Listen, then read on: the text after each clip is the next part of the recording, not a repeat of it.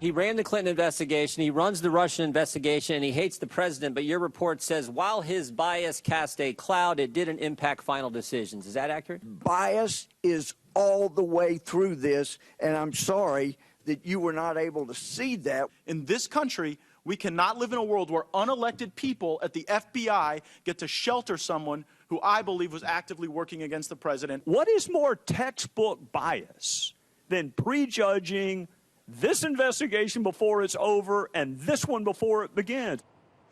New fallout tonight from today's heated hearing on the Hill. That was a small piece of it. Lawmakers grilled Inspector General Michael Horowitz on why FBI agent Peter Strzok's anti-Trump bias was not found to be an influence on the Clinton email investigation. And tonight, Strzok is responding, saying those lawmakers are actually the ones who are biased. A short time ago, his lawyer releasing a statement saying in part, quote, all of this seriously calls into question the impartiality of the disciplinary process, which now appears tainted by political influence. Instead of publicly calling for a long-serving FBI agent to be summarily fired, politicians should allow the disciplinary process to play out free from political pressure. Here now exclusively, Congressman Bob Goodlatte and Trey Gowdy, who chaired the two committees that questioned the IG Horowitz today. Thank you to both of you and for your time tonight. Congressman Gowdy, I'll start with you first. I know that is the first you're hearing of Peter Strzok's attorney and that letter responding today. I hope he says that when he comes before Congress. I hope that is his defense, that he's a victim. This is the same guy that said his fellow citizens, he could smell them if they were Trump supporters. This is the same guy that said the election should be $100 million to nothing. This is the same guy who sleptwalked through the Hillary Clinton investigation, but then woke up and got real excited at the prospect of ending the Trump campaign or ending the Trump presidency. I hope to goodness that he comes to Congress and next week, and that's his defense. Congressman Goodlatte, it's a pretty unbelievable statement that says he is the target of unfounded personal attacks, political games, and inappropriate information leaks. There is absolutely no question that all across our two committees, members on both sides of the aisle acknowledged how appalled they were by the statements that he made, and many acknowledged that making those statements using government offices and government equipment is highly inappropriate, and it clearly reflected upon the distinction between these two investigations where his bias shows through clear and clear. But in any event, I agree with Trey. We want to have him before the committee. He has now indicated that he would come voluntarily, but he has not pinned himself down on when. So we are imminently going to issue a subpoena to him to appear next week. Okay, so the subpoena's been prepared. It has not been issued yet. It is ready to go. On the way. Okay, so we should expect to see Peter Strzok testify publicly next week? We're still open to working with him, but he needs to understand that he has to do it on our timetable, not on his. So if he's going to appear voluntarily, his lawyer better contact us right away because the subpoena is coming. Well, I think he'll hear that message loud and clear. And Chairman Gowdy, you talked a lot about the timeline of those text messages today. And then the big news that the IG is now confirming that they're looking into whether or not this FBI agent and his bias, whether it impacted the launch of the Russia investigation. That is a big question. Did it? Well, it's the seminal question. If you look at the chronology, of course, in late July of 2016 is when the Russia probe began. And you're not 2 weeks into it before Peter Strzok is saying we'll stop it, with the it being the presidency. We're not 2 weeks into it before he's talking about an insurance policy to make sure Donald Trump is never the president. So keep in mind, he's 2 weeks into an investigation, and he's already talking about impeaching the target of his investigation. They hadn't done anything at that point. I mean, 2 weeks, the paperwork's not even processed, but yet he's already reached his conclusion on what the outcome of that investigation is. Fast forward to when he's put on the Mueller probe, and he's talking about how important this is and how momentous it is, and he's got to fix and finish what he started with the Hillary Clinton investigation. I have never, in 20 years being a prosecutor, seen a law enforcement agent with this amount of animus and bias towards a target, and I hope and pray he comes next week and portrays himself as a victim.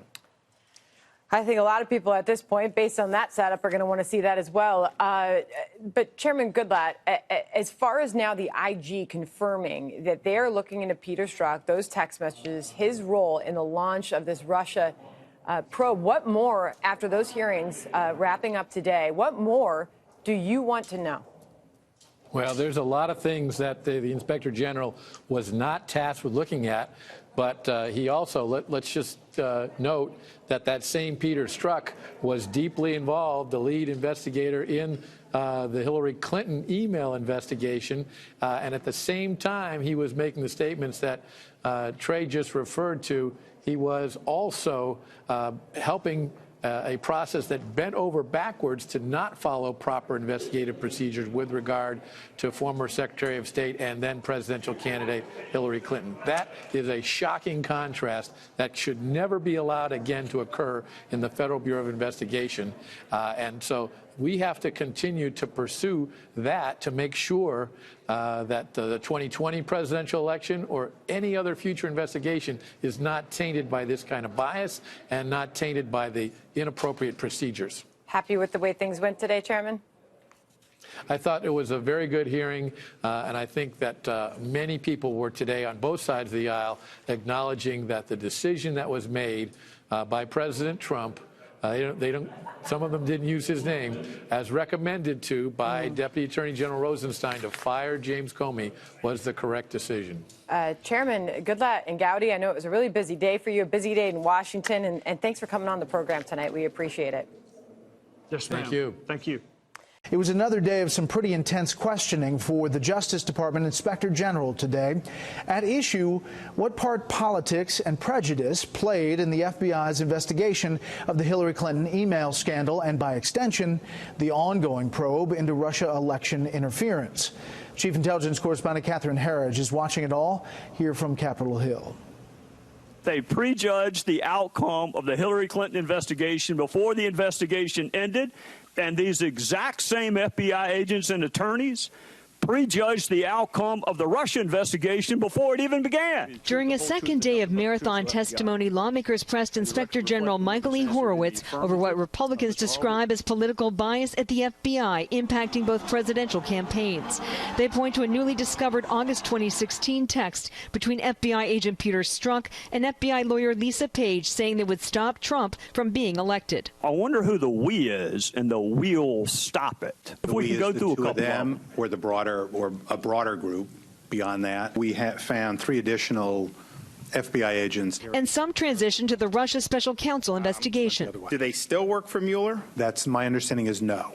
In July 2016, Agent Strzok also pivoted from the Clinton emails to collusion. Do you believe the political bias shown by this text had an effect on the initiation of the Russia investigation? That's a matter we've got under review. Horowitz testified a 4th forensic review of the Strzok-Page FBI phones uncovered the explosive text in May. Congress wasn't immediately notified. We sent it to the Office of Deputy Attorney General and So Mr. Rosenstein, in his office. the point is when you did get it, Mr. Rosenstein decided we couldn't get it until your report came out. He sat on it for a month of time. Another lawmaker questioned why the report was silent on allegations the Clinton server may have been hacked, and the FBI failed to follow up. But that's not in your report. That's correct. The president weighed in. When you read that IG report about how she got away with what she got away with, it's a disgrace. After multiple reviews and an FBI investigation, Democrats blamed former Director James Comey and accused Republicans of refusing to acknowledge that a Clinton prosecution was never justified. All their howling about lock her up was bogus. It was baseless. It was unsubstantiated. James Comey decided to play judge, jury, and executioner, and on October 28th, he executed the Hillary Clinton campaign. The hearing concluded after 6.5 hours of testimony with headlines in the final minutes. Inspector General Horowitz confirmed that he's following up on allegations that FBI interview summaries known as 302s were altered, Brett. Catherine, there was also some late news this afternoon on FBI agent Peter Strzok. What did we learn there? Well, in a statement, Strzok's attorney confirmed to Fox News that his client has been fully cooperating with an internal FBI review, which included recently being escorted from the FBI building. The statement also said, at least for now, Strzok remains an FBI employee, Brett. Okay, Catherine, thank you. DOJ Inspector General Michael Horowitz facing off with lawmakers again today over his report on the Clinton email investigation. Republican lawmakers pressing Horowitz over revelations of FBI bias. They prejudged the outcome of the Hillary Clinton investigation before the investigation ended, and these exact same FBI agents and attorneys prejudged the outcome of the Russia investigation before it even began. Do you believe this text shows political bias? I think as we found, it clearly shows a biased state of mind. February and March of 2016, Peter Strzok said, Trump's abysmal, Trump's an idiot, he's a bleeping idiot, Hillary should win 100 million to 0. Sounds to me like he hates the president. His text messages would certainly leave that as the implication. Horowitz confirming to Congress he's investigating whether embattled FBI official Peter Strzok anti-Trump bias factored into the launch of the Bureau's Russia probe. Strzok's lawyer is also firing back against criticism, saying his client is not a conspirator, but instead, ready, a patriot.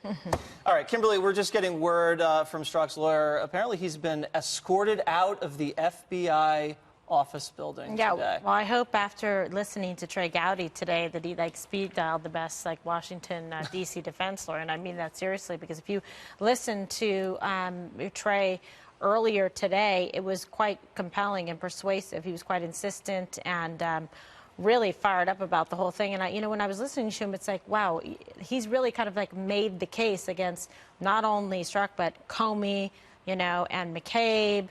And Page, and it's bad. I mean, it's really bad for the United States, bad for the FBI, the system of justice. And, Trey Gowdy kept making the point, there can be no fairness in the process with this level of inherent bias. Very, very biased. And we're now learning that there were more FBI agents who were sending anti-Trump texts, and one, maybe two of those lawyers wound up in the Mueller team. Dana? I mean, this Mueller team is just packed full of these people at this point, and they were removed for anti-Trump tests by Mueller only 3 or 4 months ago, though. Yeah, can I tell you something? Yes. I didn't follow that particular piece of it because I was following immigration all day. I did note that today Catherine Herridge said that Peter Strzok could actually willingly testify in front of Congress by the end of the week. That'll be possibly. big. So yeah, I will pay attention to that, I promise. Okay, I think we all will. Greg, what do you think about the IG hearing? Well, first of all, I believe that Strzok's texts are more incriminating in terms of conspiracies than anything in the Russian collusion thing. I was trying to think about this. What would be comparable to writing "Stop Trump"? Would be Trump texting, "Call Putin. We've got to stop Hillary." That would be the smoking gun. But the big story to me is always going to be Trey Gowdy's ever-changing hair. I knew it. He's like Martin Landau in Mission Impossible. He has a suitcase full of sideburns and goatees, or like he's in The Americans. It's like he's got to go somewhere. He is a Russian agent. Trey Gowdy. That is not how he looks. Say CIA or something. No, I think he works for the Russians.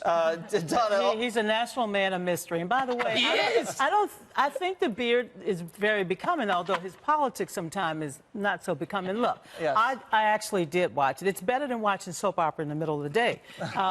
And the reason why I watched it is because underneath all of the partisan rhetoric about the IG report, we learned that, once again, we have an agency that has some dysfunction. And whether you focus on those emails, texts, disgusted. I'm a former federal employee. Disgusted. Let's just say it. Yeah. Disgusting. It's disgusting whether it's saying those things about Mr. Trump or saying those things about Ms. Clinton. They are not hired to text each other about their personal dislike of a particular candidate, blah, blah, blah. That being said, the Office of Professional Responsibility must now do their job and remove those who are still in the employment of the federal government. Beyond that, I think this report tells us a lot about Mr. Comey's state of mind, the fact that he was insubordinate, the fact that he believed that he alone could deliver the so-called message to the American people, didn't have to check with his boss. Yeah. So there's a lot to learn in this. I haven't read all of it because, as you know, there are no pictures. But I read faster when I see pictures, but it is a story that we need to know. And by the way, you know, you and I can have a conversation about the Russians, and I can speak a little bit of the language now, because I do believe that we need to get to the bottom of what happened in. Well, I'm married to a Russian, so I can speak a little. And speaking of Comey, the Inspector General confirmed that Comey's handling of the classified memos is under investigation.